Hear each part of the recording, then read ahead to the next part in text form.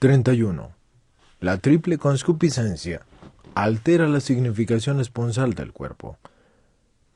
25 de junio del 80 a 29 de junio del 80. El análisis que hicimos durante la reflexión precedente se centraba en las siguientes palabras del Génesis 3:16 dirigidas por Dios Yahvé a la primera mujer después del pecado original.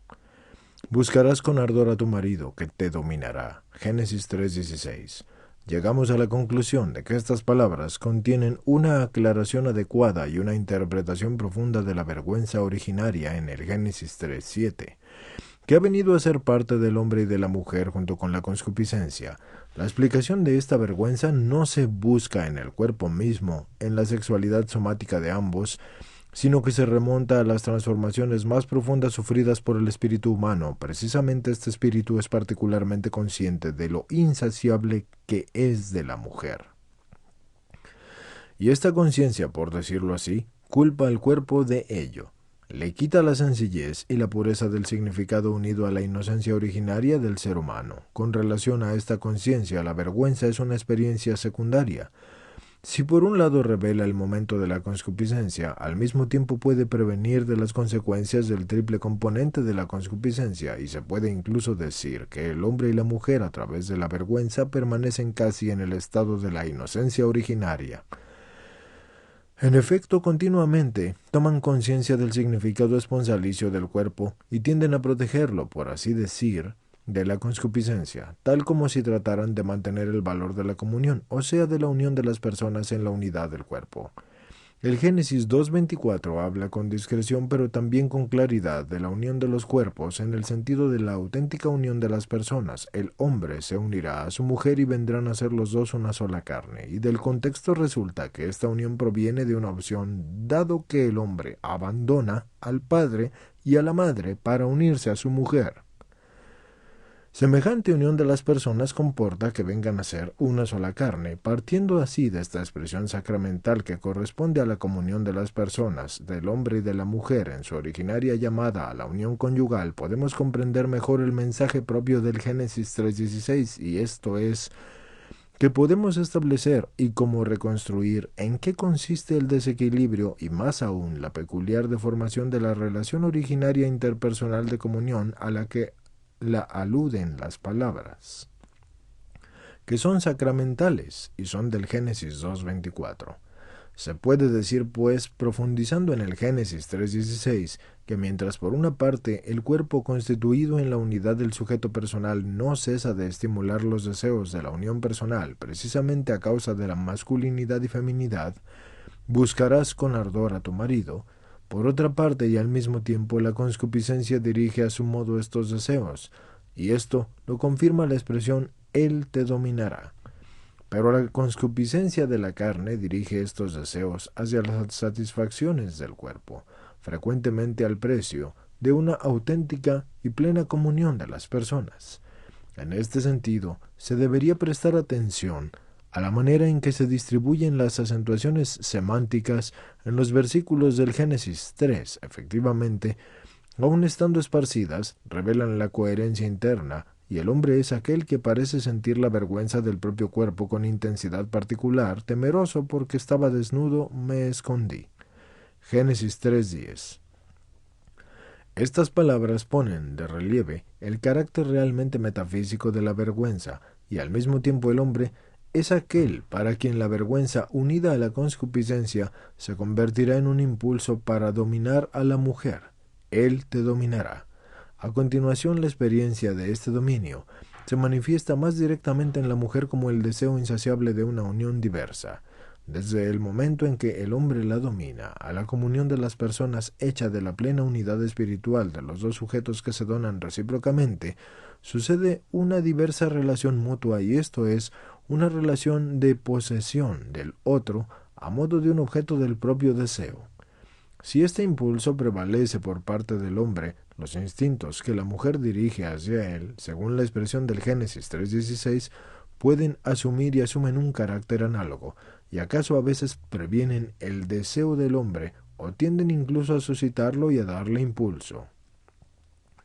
El texto del Génesis 3:16 parece indicar sobre todo al hombre como aquel que desea, análogamente al texto de Mateo 5:27 y 28, que constituye el punto de la partida para las meditaciones presentes. No obstante, tanto el hombre como la mujer se han convertido en un ser humano, sujeto a la concupiscencia, y por esto ambos sienten la vergüenza que con su resonancia profunda toca lo íntimo tanto de la personalidad masculina como de la femenina, aun cuando de un modo diverso. Lo que sabemos por el Génesis 3 nos permite delinear apenas esta duplicidad, pero incluso los solos indicios son ya muy significativos. Añadamos que tratándose de un texto tan arcaico, es sorprendentemente elocuente y agudo. Un análisis adecuado del Génesis 3 lleva, pues, a la conclusión según la cual la triple concupiscencia, incluida la del cuerpo, comporta una limitación del significado esponsalicio del cuerpo mismo, del que participaban el hombre y la mujer en el estado de la inocencia originaria.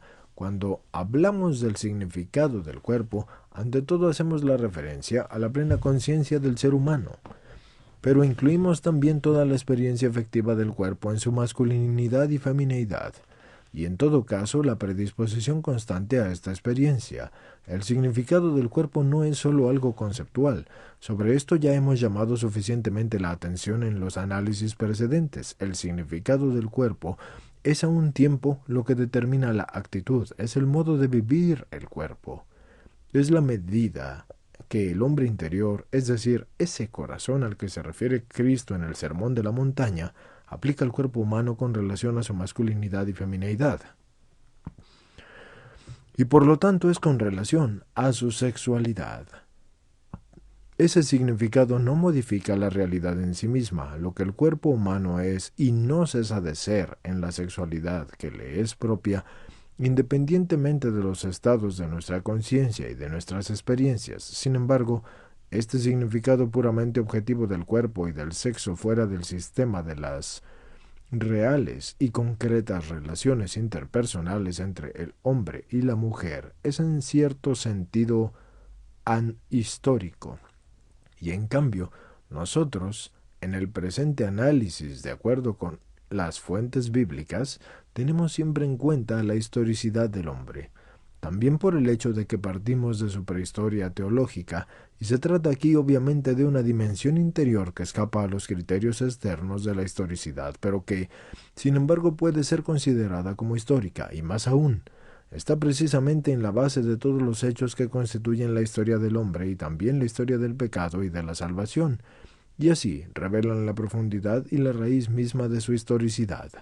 Cuando en este amplio contexto hablamos de la concupiscencia como de una limitación o infracción o incluso una deformación del significado esponsalicio del cuerpo, nos remitimos sobre todo a los análisis precedentes que se referían al estado de la inocencia originaria, es decir, a la prehistoria teológica del hombre.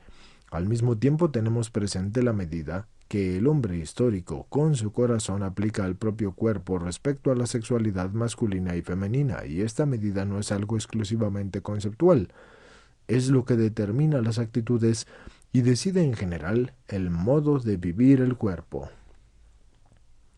Ciertamente a esto se refiere Cristo en el Sermón de la Montaña. Nosotros tratamos de acercar las palabras tomadas de Mateo 5, 27 y 28 a los umbrales mismos de la historia teológica del hombre, tomándolas por lo tanto en consideración ya en el contexto del Génesis 3.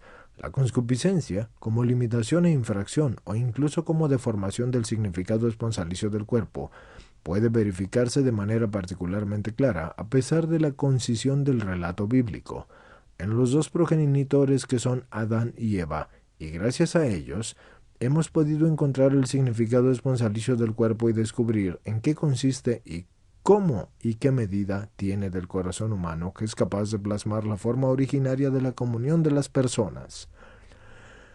Si en su experiencia personal, que el texto bíblico nos permite seguir, esa forma originaria sufrió un desequilibrio y una deformación, como hemos tratado de demostrarlo a través del análisis de la vergüenza, entonces debía sufrir una deformación también el significado esponsalicio del cuerpo, que en la situación de la inocencia originaria constituía la medida del corazón de ambos, de el hombre y de la mujer.